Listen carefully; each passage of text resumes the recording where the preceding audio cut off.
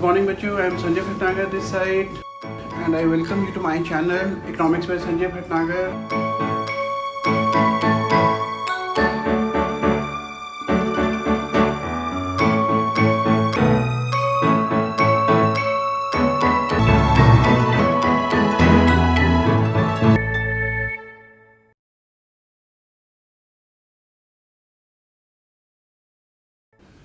Good morning बच्चों, I am Sanjay Bhatnagar this side. I welcome you to my channel. अगर आपने अभी तक चैनल सब्सक्राइब नहीं करा तो प्लीज़ सब्सक्राइब करो, सारी वीडियोस को गो थ्रू करो और आई होप आपको बहुत अच्छी लगेंगी, आपको बहुत पसंद आएंगी और आपको बहुत अच्छी परसेंटेज को स्कोर करने में मदद करेंगी। आज का जो टॉपिक मैं कवर करने जा रहा हूँ उसका नाम है मनी एंड बैंकिंग। भाई इस टॉपिक में सबसे पहले तो हम ये समझते हैं कि मनी होता क्या है। तो क्वेश्चन आता है हमारा, व्हाट इज मनी।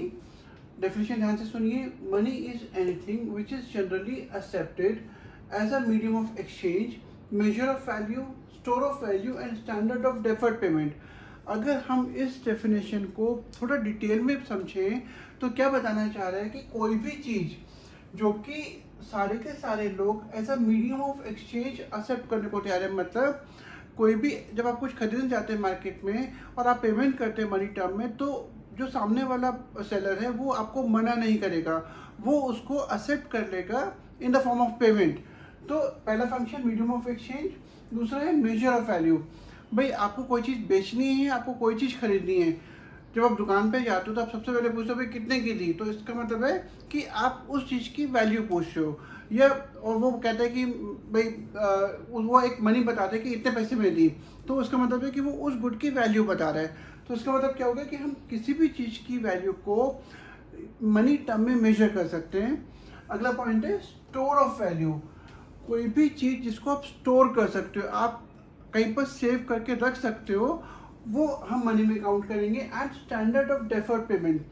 भाई डेफर्ड पेमेंट होता है कि आप सपोज एक चीज़ लेकर आए, अब आप उसको इंस्टॉलमेंट्स में पे कर रहे हो, आप over a period of time पे कर रहे हो, तो that is called standard of deferred payment. तो मनी की डेफिनेशन में, या मनी होने के लिए किसी भी चीज़ में क्या होना जरूरी होता है कि it should be generally accepted as a medium of exchange, measure of value, store of value and standard of deferred payment. अगर ये चारों चीज़ें मनी में हैं तो हम उस चीज़ को मनी मानेंगे।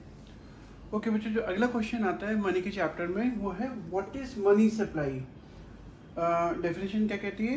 Money supply refers to total volume of money held by public at a particular point of time in an economy. मतलब कि जो भी टोटल वॉल्यूम ऑफ मनी है जो लोगों के पास है एक पर्टिकुलर पॉइंट ऑफ टाइम पर इकोनॉमी में, उसको हम मनी सप्लाई बोलते हैं।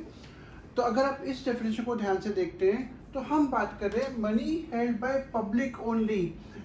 मनी यूजिंग सेक्टर की बात हो रही है, जो सेक्टर मनी को यूज कर रहे हैं।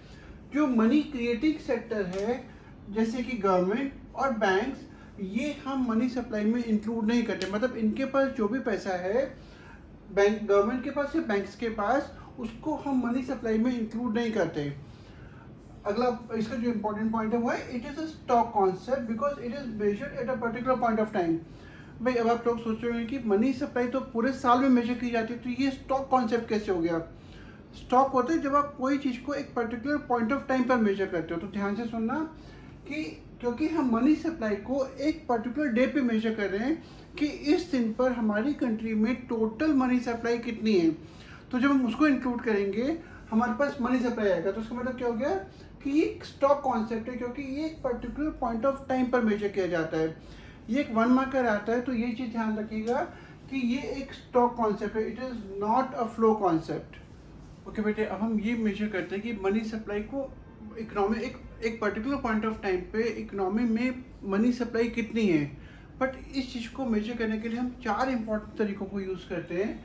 वो चार इंपॉर्टेंट तरीकों का नाम है M1, M2, M3, M4। तो जो सबसे पहला मेजर है मनी सप्लाई का M1, इसके तीन कंपोनेंट्स होते हैं। पहला है currency and coins with the public. मतलब जो भी पैसा करेंसी या कॉइन्स की फॉर्म में 1 रुपये, 10 रुपये, 5 रुपये के नोट या सिक्के जो भी पब्लिक के पास है उसको ये M1 का पहला कंपोनेंट है। इसको हम लीगल टेंडर मनी भी बुलाते हैं। लीगल टेंडर मनी का मतलब है कोई भी चीज़ जिसके पीछे गवर्नमेंट की बैकिंग है, anything which is backed by the government और it has got the backing of the government, उसको हम लीगल टेंडर मनी भी बोलते हैं। M1 का दूसरा कंपोनेंट है demand deposit of commercial bank. भाई बहुत सारे लोग कमर्शियल बैंक में पैसा जमा कराते हैं, तो कमर्शियल बैंक की लायबिलिटी है कि वो उस पैसे को वापस पे करेगा जब भी कंज्यूमर या डिपॉजिटर उस पैसे को वापस मांगेगा, तो इसको हम बोलते हैं डिमांड डिपॉजिट। ध्यान रखिएगा कि इस कंपोनेंट में अगर एक बैंक ने किसी दूसरे बैंक के पास पैसा जमा कराया है तो वो इंक्लूड नहीं किया जाएगा। M1 में जब एक बैंक दूसरे बैंक में जमा कराता है तो वो इंक्लूड नहीं किया जाएगा। Inter bank deposits are not included. जो थर्ड कंपोनेंट है वो है अदर डिपॉजिट्स ऑफ RBI। भाई हमारे कंट्री का जो रिजर्व बैंक ऑफ इंडिया है वहाँ पर बहुत सारी फॉरेन गवर्नमेंट्स के या फॉरेन इंस्टीट्यूशंस के पैसे जमा हैं, तो वो जो पैसा है वो भी हम M1 में इंक्लूड करेंगे। ओके बच्चों, जो मनी सप्लाई का जो दूसरा मेजरमेंट का जो दूसरा मेन तरीका होता है वो होता है M2। M2 को हम कैसे कर सकते हैं, M1 जो भी हमने तीनों पढ़ा plus savings deposits with post office saving bank, मतलब M1 के तीनों components that is currency and coins with the public, demand deposits of the commercial bank and other deposits with RBI, plus हम post office saving bank के जितने भी saving deposit है वो हम ऐड करेंगे, हमारे पास M2 आएगा। मतलब अगर आपको M2 एक्सप्लेन करने के लिए बोला जाता है तो पहले आपको M1 के तीनों कंपोनेंट्स को एक्सप्लेन करना है और उसके बाद इस कंपोनेंट को लिखना है। एक्सप्लेन यहाँ पे बहुत बड़ा क्वेश्चन नहीं आएगा, it may be at the most 1 और 2 मार्कर, 1 या 2 नंबर का क्वेश्चन आएगा, तो आपको बहुत डिटेल में नहीं जाना है, आपको सिर्फ कंपोनेंट्स को डिस्क्राइब करना है, कंपोनेंट्स के बारे में लिखना है। M3 है जो उसके बाद का कंपोनेंट है वो है M1 plus net time deposit with banks, मतलब M1 के तीनों कंपोनेंट्स लिखने हैं plus net time deposit with banks, मतलब बैंक्स में जितने भी लोगों ने अपना पैसा फिक्स करा रखा है 1 साल के लिए, 6 महीने के लिए, 2 साल के लिए, तो जो net time deposit with banks हैं वो हम M1 में ऐड करेंगे, हमारे पास M3 आएगा। ये हो गया हमारा थर्ड मेजरमेंट। अगला हो गया M4। भाई M4 में जो उसके कंपोनेंट्स है वो है M3, मतलब हमें M3 को पूरा लिखना है plus total deposit with post office saving bank excluding NSE। Post office में जितने भी टोटल डिपॉजिट्स हैं वो हम M3 में ऐड करेंगे, हमारे पास M4 आएगा। NSE को एक्सक्लूड करके, नेशनल सेविंग सर्टिफिकेट होता है जो पोस्ट ऑफिस में आप जाके खरीद सकते हो, जनरली लोग खरीदते हैं जिससे कि उनको टैक्स डिडक्शंस मिल सके, टैक्स पे करते हैं उतने अमाउंट का डिडक्शन मिल जाए, तो इसलिए NSE खरीदा जाता है, पर NSE M4 की डेफिनेशन में इंक्लूड नहीं होता। ओके बच्चों, अभी हमने करा मनी, अब हम करें बैंकिंग। भाई अगर हम बैंकिंग में जो सबसे पहले इंपॉर्टेंट टॉपिक है वो है what is a commercial bank. भाई कमर्शियल बैंक होता है क्या है, सो अगर आप डेफिनेशन ध्यान से सुनेंगे, क्या कहता है, commercial bank is an institution which performs the function of accepting deposit from the public, granting loans and making investment with the aim of earning profit. मतलब कोई भी ऐसा इंस्टीट्यूशन जो कि फंक्शन परफॉर्म करता है लोगों से पैसा एक्सेप्ट करने का, मतलब जो भी लोग पैसा जमा कराते हैं वो बैंक उनसे पैसा एक्सेप्ट करता है in the form of deposits, फिर और ये क्या करता है, उस पैसे जब इकट्ठा हो जाता है तो उसको लोन देता है to the firms, to the borrowers, तो लोन देने का काम करता है। बैंक्स खुद बहुत सारी इन्वेस्टमेंट एक्टिविटीज़ में इन्वॉल्व होता है, plus with the aim of earning profit. भाई बैंक का मेन एम क्या होता है, प्रॉफिट अर्न करना। तो सपोज अगर डिपॉजिटर को वो लोन पे जो इंटरेस्ट दे रहा है वो दे रहा है 10%, तो जब वो लोन देगा तो वो देगा से 20% पे, तो जो 10% का अमाउंट है वो उसका प्रॉफिट हो जाएगा।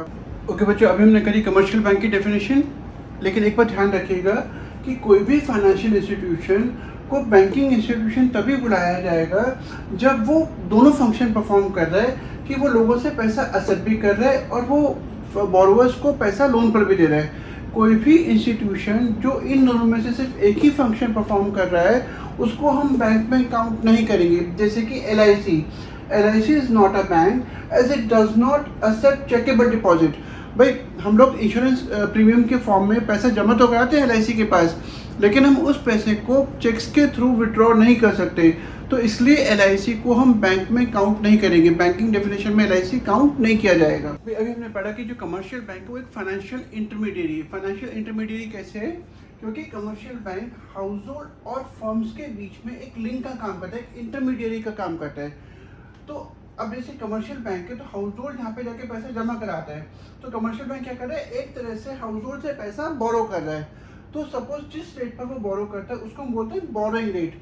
कमर्शियल बैंक हाउस होल्ड से पैसा बोरो करने का मतलब है हाउस होल्ड जो भी पैसा जमा करा रहा है वो कमर्शियल बैंक की बोरोइंग मानी जाएगी। तो सपोज 10% पे कमर्शियल बैंक ने बोरो करा, तो कमर्शियल बैंक ऑब्वियसली जो भी पैसे उन्होंने जमा कराया था वो जो 10% दे रहा है वो अपनी प्रॉफिट से तो देगा नहीं।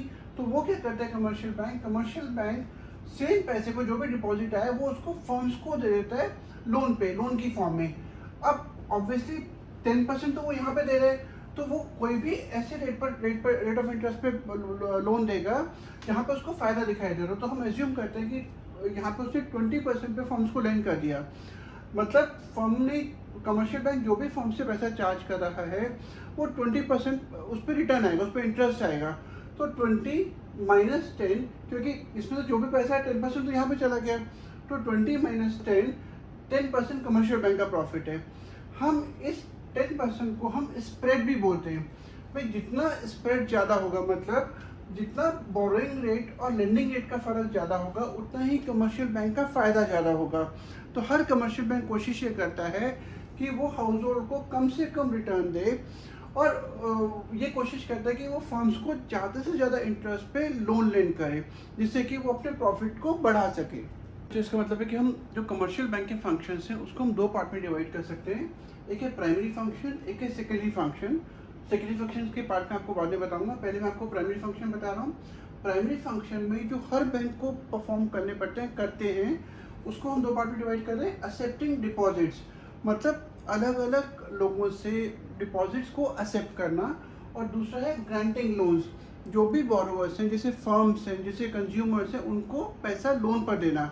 तो ये दो प्राइमरी फंक्शन माने जाते हैं। और जो कमर्शियल बैंक का जो सबसे पहला फंक्शन था जो अभी हमने करा वो था एक्सेप्टिंग डिपॉजिट्स। अब हम उसके जो पार्ट्स हैं वो कर रहे हैं। तो सबसे पहले एक्सेप्टिंग डिपॉजिट का जो सबसे पहला पार्ट है, कमर्शियल बैंक क्या करता है, करंट अकाउंट डिपॉजिट, इसको हम डिमांड डिपॉजिट भी बोलते हैं। ये टाइप ऑफ डिपॉजिट्स हैं, मतलब यहाँ पे कमर्शियल बैंक कुछ बिजनेसमैन को इस तरह की फैसिलिटी देता है कि वो इस तरह के अकाउंट को ऑपरेट कर सकते हैं। भाई अगर एक बिजनेसमैन को अपने सपोज लाखों करोड़ रुपए की पेमेंट करनी है तो बिजनेसमैन को पूरी अपनी टीम रखनी पड़ेगी, लेकिन अगर बिजनेसमैन इस तरह के अकाउंट खोल लेता है तो चाहे कितनी भी बड़ी पेमेंट हो, चाहे वो आनी हो या जानी हो, बिजनेसमैन एक चेक के थ्रू पेमेंट कर सकता है, चेक के थ्रू पेमेंट रिसीव कर सकता है। तो एक तरह से इसका मतलब क्या होगा कि बैंक एक तरह की फैसिलिटी दे रहा है बिजनेसमैन को टू डिपॉजिट और withdraw huge amount of money at any point of time. Generally ये जो इस तरह के अकाउंट है वो बिजनेसमैन मेंटेन करता है। These amount, the amount under current account deposit is checkable, is withdrawable by check। मतलब बिजनेसमैन कभी भी अमाउंट को चेक के थ्रू विड्रॉ कर सकता है। तो थर्ड पॉइंट है नो इंटरेस्ट, क्योंकि कमर्शियल बैंक एक सर्विस दे रहा है तो इसका मतलब है कि कमर्शियल बैंक बल्कि फीस चार्ज करता है। बैंक कोई भी टाइप का इंटरेस्ट बिजनेसमैन को नहीं देता उसके डिपॉजिट पे, बल्कि उससे कई केसेस में उससे एक फीस चार्ज करता है because it is giving service to the businessman. तो ये था पहला पॉइंट, करंट अकाउंट डिपॉजिट और डिमांड डिपॉजिट। तो दूसरा है वो है फिक्स डिपॉजिट। भाई जनरली हम में से बहुत सारे ऐसे लोग हैं जो बैंक में जाके पैसा जमा कराते हैं। भाई आपने कई बार अपने पेरेंट्स को बात करते हुए सुना होगा कि 1 साल की एफडी करा दी है, 2 साल की एफडी करा दी, ये एफडी मैच्योर होने वाली है, तो उसको हम बोलते हैं फिक्स डिपॉजिट। जनरली जब हम एफडी कराते हैं, फिक्स डिपॉजिट कराते हैं, तो हम अपने पैसे को बैंक के पास एक फ़िक्स टाइम के लिए रख रहे हैं। भाई बैंक के पास जब फिक्स टाइम के लिए रखते हैं तो इसका मतलब क्या हो गया कि वो वहाँ पे पैसा फिक्स हो गया, मतलब you can not withdraw the amount before the expiry of that time. आप उस टाइम पीरियड से पहले उस पैसे को विड्रॉ नहीं कर सकते, वो पैसा आपका बैंक के पास रहेगा। सो इसका मतलब है they are not chequable deposit. भाई यहाँ पे आप चेक के थ्रू पैसे को विड्रॉ कर सकते थे, लेकिन फिक्स डिपॉजिट को आप चेक के थ्रू विड्रॉ नहीं कर सकते।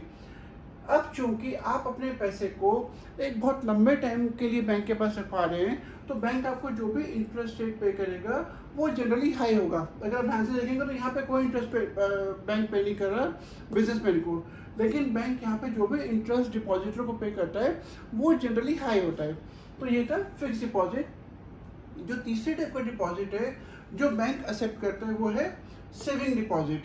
भाई सेविंग डिपॉजिट बेसिकली क्या होता है, इसमें करंट अकाउंट के और फिक्स अकाउंट दोनों के फीचर्स होते हैं। मतलब यहाँ पे क्या कहता है कि can be withdrawn by cheque. जो सेविंग डिपॉजिट है वो जनरली हाउस होल्ड करता है बैंक के पास। इस पैसे को जो हाउस होल्ड ने पैसा बैंक के पास जमा करा रखा है वो उस पैसे को विड्रॉ कर सकता है, बट विड्रॉल की लिमिट होती है 7 to 8 times. It differs from bank to bank, अलग अलग बैंक में डिफर करती है। तो बैंक क्या कहते हैं, चेक की विड्रॉल की लिमिट को वो डिफाइन कर देते हैं कि भाई 8 बार आप विड्रॉ कर सकते हो, 10 बार विड्रॉ कर सकते हो। Then carry a rate of interest. भाई यहाँ पे कोई इंटरेस्ट नहीं था, फिक्स में रेट ऑफ इंटरेस्ट ज़्यादा था। जो सेविंग डिपॉजिट है उसमें जो रेट ऑफ इंटरेस्ट है वो ये भी नहीं होता कि बहुत कम होता है, पर ये भी नहीं होता कि बहुत ज़्यादा होता है, क्योंकि यहाँ पर बैंक आपको एक फैसिलिटी दे रहा है कि आप अपने पैसे को कभी भी विड्रॉ कर सकते हैं। सो जनरली जो सेविंग डिपॉजिट पे जो इंटरेस्ट है it varies in between 4 to 5%, 4 या 5% के आसपास का ये रेट रहता है, according to the market situation, according to the bank rate, according to the rate offered by the other banks on the saving deposit. Okay बच्चे, जो दूसरा इंपॉर्टेंट फंक्शन बैंक परफॉर्म करता है वो होता है एडवांसिंग ऑफ लोन। अब कोई भी कमर्शियल बैंक 3 तरह के लोन को लोगों को देता है, बोरोवर्स को देता है। तो सबसे पहला लोन आ गया कैश क्रेडिट। भाई जनरली जब बैंक लोन देता है तो बैंक हमेशा एक सिक्योरिटी मांगता है, एक कोलैटरल मांगता है, तो तभी वो लोन देगा। तो it is always given against a collateral. जो अमाउंट होता है वो सीधा अकाउंट होल्डर के अकाउंट में डाल दिया जाता है और इंटरेस्ट सिर्फ उसी अमाउंट पे चार्ज किया जाता है जो बोरोवर विड्रॉ कर रहा है। इसका मतलब क्या है कि सपोज मैं एक एग्जांपल लेता हूँ कि सपोज बोरोवर ने 1 लाख रुपए का लोन लिया और उसने उस लोन उसके अकाउंट में डाल दिया गया, बैंक ने उसके अकाउंट में लोन डाल दिया। अब 1 लाख रुपए को बोरोवर ने 3 महीने तक विड्रॉ नहीं करा, चौथे महीने में उसने 50,000 विड्रॉ करा, तो बैंक क्या करता है वो सिर्फ 50,000 पे इंटरेस्ट चार्ज करेगा, नॉट ऑन द एंटायर सम। पूरे 1 लाख पे इंटरेस्ट चार्ज नहीं करेगा, जितना भी पैसा विड्रॉ करा गया है उसी पर इंटरेस्ट चार्ज किया जाएगा। ये था कैश क्रेडिट। अगला है डिमांड लोन्स। भाई ये वो लोन होते हैं जो कमर्शियल बैंक देता तो है बोरोवर्स को, पर वो उस पैसे को कभी भी वापस डिमांड कर सकता है। जनरली जो भी इंटरेस्ट बैंक चार्ज करता है वो पूरे अमाउंट पे चार्ज करता है, जो भी लोन का अमाउंट है उस पूरे लोन पे कमर्शियल बैंक इंटरेस्ट चार्ज करेगा। जो थर्ड पॉइंट है वो है शॉर्ट टर्म लोन। भाई जनरली शॉर्ट टर्म लोन से आप सीधा समझ सकते हैं कि ये जो लोन है वो शॉर्ट टर्म के लिए दिया जाता है, always against a collateral. Bank हमेशा आपसे एक सिक्योरिटी एक्सपेक्ट करेगा, तभी बैंक आपको लोन देगा। जो इसका दूसरा पॉइंट है वो है credit to the borrower account. भाई अब आपने जब लोन लिया तो सारे का सारा अमाउंट आपके अकाउंट में क्रेडिट कर दिया जाता है और जो भी इंटरेस्ट है वो पूरे अमाउंट पे चार्ज किया जाता है। अगर आप ध्यान से देखेंगे तो यहाँ पे सिर्फ इंटरेस्ट उतने अमाउंट पे चार्ज किया जाता है जो बोरोवर ने विड्रॉ करा, लेकिन यहाँ पे जो इंटरेस्ट है वो पहले दिन से सारे अमाउंट पे चार्ज किया जाता है, चाहे बोरोवर विड्रॉ करे या नहीं करे। ओके बच्चों, अब आ गया कमर्शियल बैंक के सेकेंडरी फंक्शन। तो सेकेंडरी फंक्शन में जो सबसे पहला फंक्शन है वो है ओवरड्राफ्ट फैसिलिटी। भाई ओवरड्राफ्ट फैसिलिटी एक फैसिलिटी होती है जो कमर्शियल बैंक अपने कस्टमर को देता है। वो क्या कहता है कि ओके भाई सपोज कस्टमर के अकाउंट में 1 लाख रुपया है पर उसको ज़रूरत है 2 लाख रुपए की, तो कमर्शियल बैंक कहता है कि ओके आप अपने अकाउंट को 1 लाख रुपए ओवरड्रॉ कर सकते हैं, मतलब आप पूरे 2 लाख रुपए निकलवा सकते हैं, पर जो एक्स्ट्रा 1 लाख कमर्शियल बैंक दे रहा है उसको हम बोलते हैं ओवरड्राफ्ट। एंड कमर्शियल बैंक उस ओवरड्राफ्ट पे इंटरेस्ट चार्ज करता है। तो एक तरह से कमर्शियल बैंक अपने कस्टमर को, कुछ खास कस्टमर को ये फैसिलिटी देता है कि वो अपने अकाउंट को ओवरड्रॉ कर सकते हैं, जो भी उनका पैसा जमा है उस पैसे से ऊपर वो अपने अमाउंट निकाल सकते हैं अपनी ज़रूरतों को पूरा करने के लिए। बैंक उस पर इंटरेस्ट चार्ज करेगा, ये ध्यान रखिएगा। जो अगला पॉइंट है वो डिस्काउंटिंग बिल ऑफ एक्सचेंज। अगर आप में से बहुत सारे बच्चों को शायद ये नहीं मालूम होगा कि बिल ऑफ एक्सचेंज क्या होता है। मैं एक छोटा सा एग्जांपल देना चाहता हूँ। भाई सपोज एक इंडिविजुअल ए है, उसको एक टीवी चाहिए, टीवी है 1 लाख रुपए का, वो अब पैसे नहीं है उसके पास, वो दुकानदार के पास गया कि भाई मुझे एक टीवी चाहिए। दुकानदार बोलता है कि ठीक है, अगर आपके पास पैसे नहीं है तो मैं एक डॉक्यूमेंट रेज कर रहा हूँ जिसपे एक सर्टिफिकेट लिखा होता है कि जो इंडिविजुअल ए है वो एग्री कर रहा है 1 लाख रुपए पे करने के लिए after a period of 3 months. 3 महीने के बाद वो 1 लाख रुपया दुकानदार को दे देगा और वो टीवी दुकानदार से लेके चला जाता है। अब अगर आप ध्यान से देखेंगे कि इंडिविजुअल ए के पास टीवी आ गया, इंडिविजुअल बी जो दुकानदार है उसका टीवी बिक गया। अब उसके पास एक डॉक्यूमेंट है जिसपे इंडिविजुअल ए ने साइन कर रखे और एक प्रॉमिस करा हुआ है कि वो 3 महीने के बाद 1 लाख रुपया उस सेलर को दे देगा। लेकिन अब हुआ क्या कि उस सेलर को 2 महीने के बाद पैसे की रिक्वायरमेंट पड़ गई। तो सेलर क्या करेगा, वो उस डॉक्यूमेंट को लेकर बैंक के पास जाता है कि भाई ये 1 लाख रुपए का बिल ऑफ एक्सचेंज है, आप प्लीज़ इसके बदले में मुझे पैसा दे दो। तो बैंक क्या करेगा, वो 1 लाख रुपए नहीं देगा, वो क्या करेगा, अपना कुछ कमीशन काट लेगा। सो 4-5 हज़ार रुपये कमीशन काट के जो बाकी का 94,000 है वो बैंक उस सेलर को दे देगा। तो अगर आप ध्यान से देखेंगे, इंडिविजुअल ए के पास टीवी आ गया, इंडिविजुअल बी के पास जो सेलर है उसके पास पैसा आ गया, एंड कमर्शियल बैंक के पास अब बिल ऑफ एक्सचेंज है। तो जैसी मेच्योरिटी पीरियड होता है, 3 महीने का मेच्योरिटी पीरियड हो गया, तो बैंक क्या करता है, वो इंडिविजुअल ऐसे पैसा कलेक्ट करेगा। तो इस तरीके से तीनों को फ़ायदा होगा, इंडिविजुअल ए को टीवी, इंडिविजुअल बी का सामान बिक गया, एंड बैंक को फ़ायदा हो गया कि उसको इंटरेस्ट मिल गया, जो उसने कमीशन काट के दिया था सेलर को, वो उसका कमीशन बैंक का प्रॉफिट माना जाएगा। तो बैंक का एक जो दूसरा इंपॉर्टेंट फंक्शन है वो है डिस्काउंटिंग बिल्स ऑफ एक्सचेंज। जो भी होल्डर है, जैसे हमारे एग्जांपल में सेलर होल्डर था बिल ऑफ एक्सचेंज का, वो बैंक के पास गया, ही गॉट इट डिस्काउंटेड, मतलब उसने अपने पैसे ले लिए और जो भी कमीशन बैंक ने काटी बाकी सारा पैसा सेलर के पास आ गया, और उसके बाद बैंक को कमीशन आ गया। तो एक इंपॉर्टेंट फंक्शन जो बैंक परफॉर्म करता है that is discounting bill of exchange. Okay बच्चों, जो थर्ड इंपॉर्टेंट फंक्शन है बैंक का, कमर्शियल बैंक का, वो है एजेंसी फंक्शन। तो एजेंसी फंक्शन को हम कई सारे पार्ट्स में बांट सकते हैं। सबसे पहला फंक्शन हो गया ट्रांसफ़र फंक्शन। भाई अगर सपोज किसी इंडिविजुअल ए को अपने किसी रिलेटिव को पैसा ट्रांसफ़र करना है, किसी को भी पैसा ट्रांसफ़र करना है, तो वो सीधा अपने बैंक में जा सकता है। He can put up a request, एक रिक्वेस्ट डालेगा, फॉर्म भरेगा जिसको मनी ट्रांसफ़र फॉर्म बोलते हैं, और उस फॉर्म के बेसिस पर जो कमर्शियल बैंक है, जो उसका बैंक है, वो उतने पैसे को, जिसको भी पैसा ट्रांसफ़र करना है उसको पैसा ट्रांसफ़र कर देगा। तो इस तरीके से जो कमर्शियल बैंक है वो ट्रांसफ़र फंक्शन परफॉर्म करता है। तो उसका दूसरा फंक्शन है वो है collection and payment of various items such as bills, receiving of dividends etcetera. भाई कमर्शियल बैंक आपके एजेंट का काम कर रहा है कि वो कई बार, जैसे कोई बिल आया आपका, इलेक्ट्रिसिटी बिल या वाटर बिल या अलग टाइप का बिल, या कोई आपके पेमेंट आने वाली है, आपके कोई डिविडेंड्स, आपने शेयर खरीदे उसका डिविडेंड आने वाला है, तो commercial bank performs this function on the behalf of customer. वो अपने कस्टमर के बिहाफ पे वो सारी पेमेंट कलेक्ट करता है, या जो पेमेंट उसको करनी है वो करता है। लेकिन कस्टमर को उसको इंस्ट्रक्शन देनी पड़ती है, रिटर्न में इंस्ट्रक्शन देनी पड़ती है कि अगर ये बिल आएगा तो ये पेमेंट करना है। तो थर्ड फंक्शन है वो purchase and sale of foreign exchange.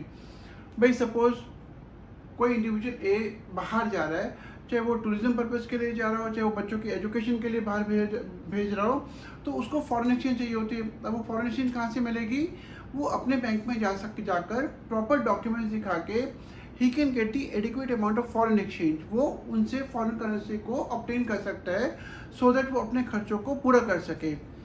अगला पॉइंट है इनकम टैक्स कंसल्टेंसी। भाई कमर्शियल बैंक क्या करते हैं, वो अपने कस्टमर को एक सर्विस देते हैं कि भाई इनकम टैक्स रिटर्न फाइल करने को लेकर, सपोज उनकी जो भी बैंक स्टेटमेंट्स निकलवानी है, या जो भी आप टाइम टू टाइम की कैसे आप टैक्स डिडक्शंस को क्लेम कर सकते हो, कौन कौन से हेड्स हैं जो भी अगर आप खरीदोगे, इन्वेस्टमेंट करोगे तो आपको टैक्स में फ़ायदा होगा। तो इस तरीके से जो कमर्शियल बैंक है वो अपने क्लाइंट्स को टैक्स, इनकम टैक्स कंसल्टेंसी देता है। देन आगे trustee and executor of property. फिर ऐसा बहुत होता है कि सपोज एक इंडिविजुअल ए है, उसने, वो काफ़ी ओल्ड है और उसने अपनी विल बना दी, और विल में उसने अपने बैंक को लिखा कि वो जब भी उसकी डेथ होती है तो उसके बाद वो प्रॉपर्टी को एग्जीक्यूट करे। एग्जीक्यूट का मतलब है कि जो भी विल में लिखा गया है उस विल के हिसाब से प्रॉपर्टी को डिस्पोज करे, किसको कितना शेयर जाना है, कहाँ कितना पेमेंट आना है, कितना जाना है, वो सब बैंक अपने कस्टमर के बिहाफ पे पूरी विल को एग्जीक्यूट करता है। देन इन फंक्शंस को छोड़ के कुछ और इम्पॉर्टेंट फंक्शंस बैंक प्रोवाइड करता है, जैसे हो गया जिनको हम जनरल यूटिलिटी फंक्शन बोलते हैं, जैसे लॉकर फैसिलिटी।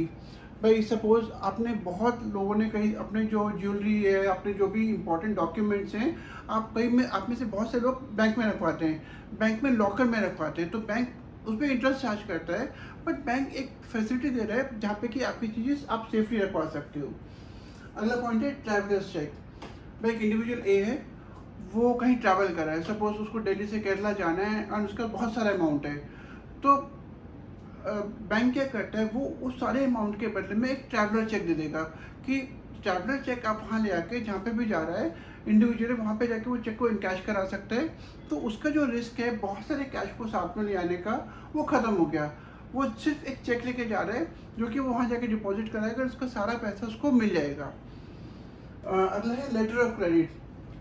भाई एक इंडिविजुअल ए है जो कि किसी बैंक का कस्टमर है, अब उसको कहीं से लोन लेना है, लेकिन अब भाई उसको कोई लोन क्यों देगा, क्योंकि उसकी तो मार्केट में कोई स्टैंडिंग नहीं है। तो कई बार उसको बोला जाता है कि वो अपने बैंक में जाए और एक लेटर ऑफ क्रेडिट ऑब्टेन करे। तो वो अपने बैंक में जाएगा और एक लेटर ऑफ क्रेडिट अपने बैंकिंग ऑफिसर से ऑब्टेन करेगा, जहाँ पे बैंक ये सर्टिफाई करता है कि इस कस्टमर की क्रेडिट वर्दीनेस कितनी है, मतलब ये कस्टमर कितना रिलायबल है, इसकी फाइनेंशियल ट्रांजैक्शन या फाइनेंशियल पोजीशन कैसी है। तो जब वो सर्टिफिकेट कस्टमर को मिल जाता है तो वो उस सर्टिफिकेट को यूज़ करके कहीं पर भी लोन ले सकता है या कोई और इन्वेस्टमेंट करनी है तो वो कर सकता है। देन आ गया कलेक्शन ऑफ स्टेटिस्टिक्स। भाई जो कमर्शियल बैंक है वो क्या करते हैं, वो टाइम टू टाइम मार्केट को स्टडी करते हैं, बहुत सारा डेटा कलेक्ट करते हैं, जैसे कि कौन से सेक्टर में कितना लोन दिया, कहाँ से कितना पैसा डिपॉजिट हुआ, कौन सा सेक्टर ग्रो कर रहा है, कौन सा सेक्टर डिक्लाइन कर रहा है, एक्सेट्रा एक्सेट्रा। और वो टाइम टू टाइम ये डेटा कलेक्ट करके पब्लिश करते हैं, जो कि बहुत सारी जगहों पे यूज़ किया जाता है। जैसे फर्म्स यूज़ करती हैं उस डेटा को इन्वेस्टमेंट करने के लिए, कस्टमर यूज़ करता है पैसे को डिपॉजिट करने के लिए, फर्म्स यूज़ करती हैं पैसे को बोरो करने के लिए। तो इस तरीके से जो कमर्शियल बैंक है वो टाइम टू टाइम डेटा को कलेक्ट करके पब्लिश करता है। अच्छा, एक बहुत इंपॉर्टेंट क्वेश्चन है जो कि मनी बैंकिंग चैप्टर से आता है। क्वेश्चन है एक्सप्लेन मनी क्रिएशन और credit creation function of commercial bank with the help of an example. भाई कमर्शियल बैंक किस तरीके से मनी क्रिएशन या क्रेडिट क्रिएशन करता है इकोनॉमी में, ये एक एग्जांपल की हेल्प से एक्सप्लेन करो। भाई अब through the process of credit creation commercial banks are able to create credit which is in far excess of initial और प्राइमरी डिपॉजिट। भाई सपोज बैंक क्या करता है, वो कमर्शियल बैंक, सपोज एक कमर्शियल बैंक है तो वो क्या करेगा, अगर उसके पास 100 रुपये जमा हुए तो वो इकोनॉमी में कुछ इस तरीके से काम करता है कि वो 100 रुपये के बेसिस पे इकोनॉमी में 500 रुपये का क्रेडिट क्रिएट कर सकता है। तो इस प्रोसेस को जहाँ पे कि वो अपने इनिशियल डिपॉजिट के मुकाबले में कई गुना ज़्यादा क्रेडिट क्रिएट कर रहा है, उसको हम credit creation function of commercial bank बोलते हैं। यहाँ पे कुछ एजम्पशंस हैं, जैसे कि हम सारे के सारे जो कमर्शियल बैंकिंग सिस्टम है पूरी इकोनॉमी का, उसको हम एक बैंक मान के चले, मतलब वो बैंक है, उसको हम बैंक नाम दे रहे हैं। और दूसरा जितने भी रिसीट्स एंड पेमेंट्स हैं, भाई जितने भी लोगों के पास पैसा आ रहा है या जितने भी लोग पैसे को पे कर रहे हैं, वो सारे का सारा काम बैंक्स के थ्रू कर रहे हैं। मतलब इंडिविजुअल जाके कैश पेमेंट करना है, कैश रिसीव करना, वो नहीं कर रहे, वो सारे का सारा काम बैंक के थ्रू कर रहे हैं।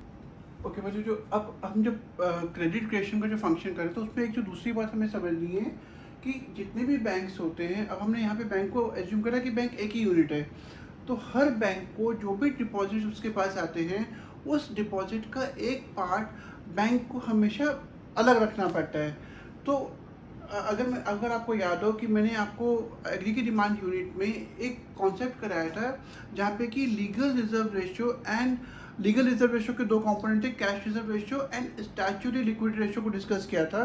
मैं एक बार दोबारा से रिपीट कर रहा हूँ। भाई जितने भी बैंक हैं उनके पास जो भी पैसा आता है उसका एक पार्ट उनको रखना पड़ता है cash reserve ratio. Cash reserve ratio क्या होता है, that percentage of total deposit with the commercial bank are required to keep with central bank. Suppose bank में 1000 रुपये जमा हुए, अब 1000 रुपये जो जमा हुए और CRR हमारा 10% है, कैश रिजर्व रेशियो 10% है, तो इस 1000 रुपये का 10% विच इज 100 रुपये हमको RBI के पास रखवाना पड़ेगा। जो भी कमर्शियल बैंक है उसको ये 100 रुपये RBI के पास रखवाना पड़ेगा। दूसरा आगे स्टैट्यूटरी लिक्विडिटी रेशियो, SLR बोलते हैं। ये होता है that percentage of total deposit with the commercial bank are required to keep with themselves. जो भी कमर्शियल बैंक के पास डिपॉजिट आए, टोटल डिपॉजिट का एक पार्ट कमर्शियल बैंक को हमेशा अपने पास रखना पड़ता है, वो उस पैसे को आगे लेंड नहीं कर सकता। तो सपोज इस एग्जांपल में जो भी 1000 रुपये बैंक में जमा हुए थे उसका हमारा SLR 5% है, तो इसका मतलब है कि इस 1000 रुपीज़ का 5% विच इज़ 50 रुपीज़, ये हमेशा कमर्शियल बैंक को अपने पास रखना पड़ेगा, वो उसको लेंड नहीं कर सकता। तो जब हम CRR और SLR को प्लस करेंगे हमारे पास आएगा लीगल रिजर्व रेशियो। इसका मतलब क्या हो गया, आउट ऑफ 1000 रुपीज़ हमारे 150 रुपये जो कमर्शियल बैंक के थे वो फिक्स हो गए, वो उसको आगे लेंड नहीं कर सकता। तो कमर्शियल बैंक के पास आगे लेंड करने के लिए कितना पैसा रह गया, सिर्फ 850 रुपीज़। कि बच्चों अभी तक हमने क्या करा, हमने पूरे बैंकिंग सिस्टम को एक यूनिट माना। बैंक जितना भी पेमेंट और रिसीव है वो बैंक के थ्रू हो रहा है। और हमने एक और कॉन्सेप्ट को भी डिस्कस किया था which was legal reserve ratio, कि कमर्शियल बैंक के पास जो भी पैसा आता है उस पैसे का एक अमाउंट उनको या तो सेंट्रल बैंक के पास रखवाना पड़ता है, जैसे इंडिया में आरबीआई के पास, या फिर उनको हमेशा अपने पास रखना पड़ता है, जिसको हम सीआरआर एंड एसएलआर बोलते हैं। जब हम दोनों को प्लस करेंगे सीआरआर और एसएलआर को, हमारे पास आता है लीगल रिजर्व रेशियो। अब हम अगला जो टॉपिक, अब मैं आपको कैसे कमर्शियल बैंक क्रेडिट क्रिएट करता है ये मैं आपको इस टेबल के हेल्प से एक्सप्लेन कर रहा हूँ।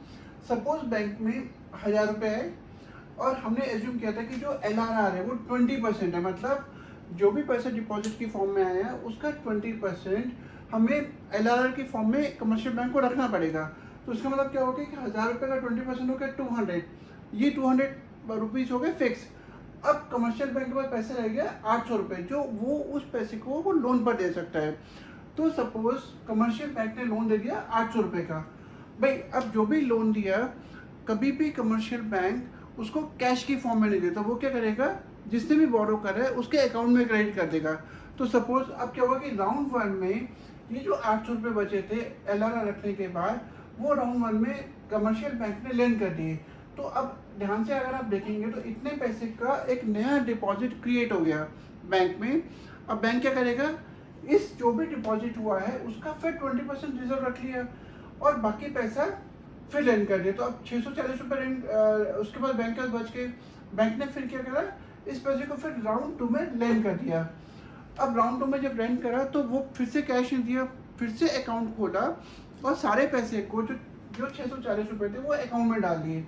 अब जब पैसा अकाउंट में डाला तो उसका, क्योंकि एक नया डिपॉजिट है, इसका भी LRR 20% है तो इसका 20% हो गया 128।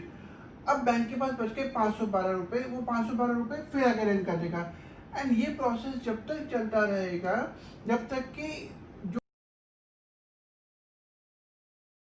बराबर नहीं हो जाता। ये अब ध्यान रखिएगा कि यहाँ पे क्या हो रहा है कि जब भी बैंक लोन देता है तो सपोज जो भी बोरोवर्स थे उन्होंने पैसा विड्रॉ करा, अगर पैसा विड्रॉ किया है तो क्योंकि हमने ये एज्यूम करा था कि सारी की सारी ट्रांजैक्शंस बैंक के थ्रू होती है, तो उनको इतना पैसा वापस से बैंक में जमा कराना पड़ेगा in the form of deposits. तो इस तरीके से पूरा प्रोसेस चलता है। और अब आप ध्यान से देखेंगे कि जब शुरू में बैंक में 1000 रुपये जमा हुआ थे, लेकिन उस 1000 रुपये के बेसिस पे बैंक ने 5000 रुपये का क्रेडिट क्रिएट कर दिया, मतलब सेम अमाउंट को इतने सारे लोगों को लोन दे दिया कि टोटल इकोनॉमी में 5000 रुपये का क्रेडिट क्रिएट हो गया। इस प्रोसेस को हम बोलते हैं मनी मल्टीप्लायर, मतलब क्योंकि money is created multiple times of the initial deposit. इसको जो फॉर्मूला होता है वो है total deposit upon initial deposit. तो टोटल डिपॉजिट है 5000, इनिशियल डिपॉजिट था 1000, सो 5000 अपॉन 1000 विल बी 5, जो हमारा मनी मल्टीप्लायर की वैल्यू है। ओके बच्चों, अभी हमने करा प्रोसेस ऑफ क्रेडिट क्रिएशन या मनी क्रिएशन, तो उसमें हमारे कॉन्सेप्ट आया था मनी मल्टीप्लायर। तो अगर हम मनी मल्टीप्लायर को डिफाइन करेंगे तो कैसे करेंगे, money multiplier is a number by which total deposit can increase due to a given change in initial deposit.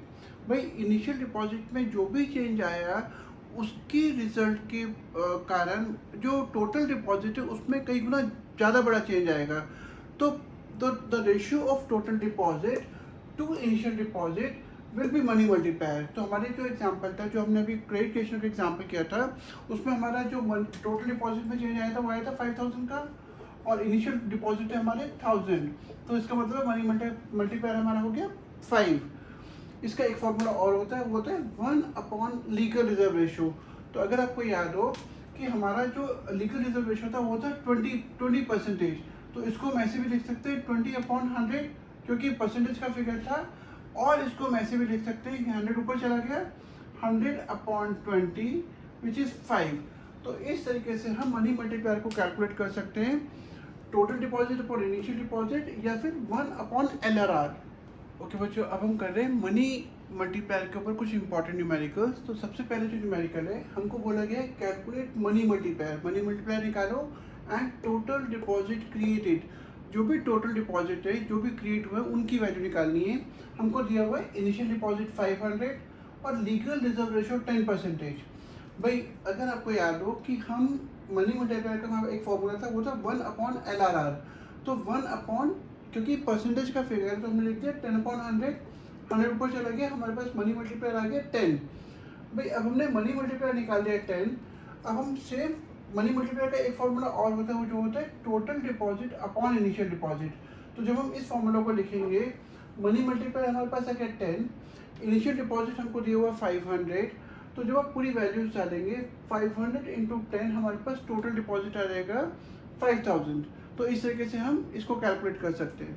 Okay बच्चों, जो अगला न्यूमेरिकल है मनी मल्टीप्लायर के ऊपर, वो है हमारे को निकालना है इनिशियल डिपॉजिट। जो सबसे पहले हमने डिपॉजिट करा वो कितना था, हमको वैल्यू दी हुई total deposit 12,000, legal reserve ratio 25%। तो अब हम लीगल रिजर्व रेशो की हेल्प से मनी मल्टीप्लायर निकाल सकते हैं। मनी मल्टीप्लायर का फॉर्मूला था 1/LRR। 1 क्योंकि परसेंटेज का फिगर है, सो 1/25/100 हो गया। 100 ऊपर चला गया, 100/25 4। ये हमारा आ गया मनी मल्टीप्लायर। अब हम मनी मल्टीप्लायर के दूसरा फॉर्मूला को यूज़ करके, जो ये वाला है, हम इस फॉर्मूला को यूज़ करके हम इनिशियल डिपॉजिट निकाल सकते हैं। तो हमारा टोटल डिपॉजिट दिया हुआ 12,000, मनी मल्टीप्लायर हमारे पास आ गया 4। सो 4 इज इक्वल टू, ये हमने यहाँ लिख दिया 12,000 टोटल डिपॉजिट। इनिशियल डिपॉजिट हमको निकालना है। ये इनिशियल डिपॉजिट यहाँ चला गया, 4 यहाँ चला गया, हमारे पास आ गया 3,000। तो इसका मतलब है कि हमारा जो इनिशियल डिपॉजिट था वो है 3,000 रुपये। ओके बच्चों, जो अगला न्यूमेरिकल है, हमको बोला गया कैलकुलेट लीगल रिजर्व रेशो, और हमको दिया हुआ इनिशियल डिपॉजिट 200, टोटल डिपॉजिट 1600। तो अगर आप ध्यान से देखेंगे, हम मनी मल्टीप्लायर निकाल सकते हैं इन दोनों वैल्यूज से। Total deposit upon initial deposit 1600/200, हमारा मनी मल्टीप्लायर आ गया 8। अब हम मनी मल्टीप्लायर आ गया, हमको निकालना है लीगल रिजर्व रेशो। तो हम ये वाला फॉर्मूला यूज़ करेंगे, and money multiplier is equal to 1/LRR। Money multiplier हमारा हो गया 8, 1/LRR हमने ऐसे लिख दिया, और LRR इधर चला गया, 8 इधर आ गया। सो 1/8 और 0.125, क्योंकि 0.125 परसेंटेज का फिगर है, तो हम लिखेंगे 12.5%। ये हमारा आ गया लीगल रिजर्व रेशो।